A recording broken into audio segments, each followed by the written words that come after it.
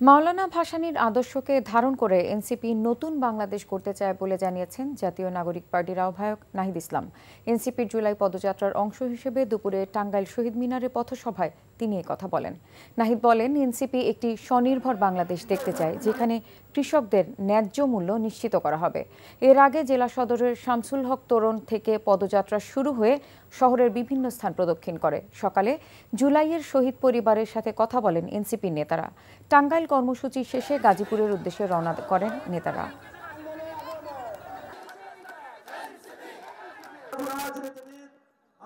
ভাসানী শুধু বাংলাদেশ নয়, পুরো উপমহাদেশের একজন অনন্য রাজনৈতিক পুরুষ ছিলেন।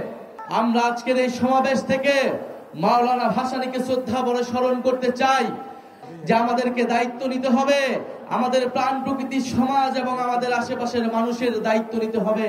সেই দায়িত্ব এবং দরদের ভিত্তিতে নতুন সমাজ, নতুন দেশ গড়তে হবে। সেই নতুন বাংলাদেশের কথাই জাতীয় নাগরিক পার্টি বলে যাচ্ছে। জাতীয় নাগরিক পার্টির কর্মসূচির খবর জানতে যাচ্ছি গাজীপুরে। সেখানে আছেন সহকর্মী নূর হোসেন, সরাসরি যোগ দিচ্ছেন তিনি। নূর, এখন এনসিপির পথসভা গাজীপুরে করবে, কি তথ্য আছে আপনার কাছে?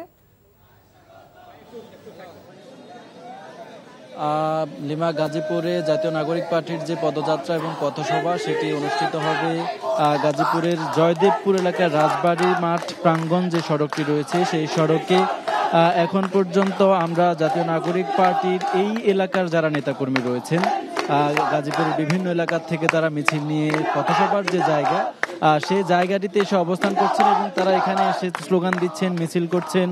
তারা বলছেন এই মুহূর্তে দরকার এনসিপির সরকার, এই ধরনের স্লোগান আসলে তারা দিচ্ছেন। তবে জাতীয় নাগরিক পার্টির আহ্বায়ক নাহিদ ইসলাম সহ শীর্ষ নেতা যারা রয়েছেন তারা এখনো পথসভার যে জায়গা, পথসভার যে স্থল সেখানে এসে উপস্থিত হননি।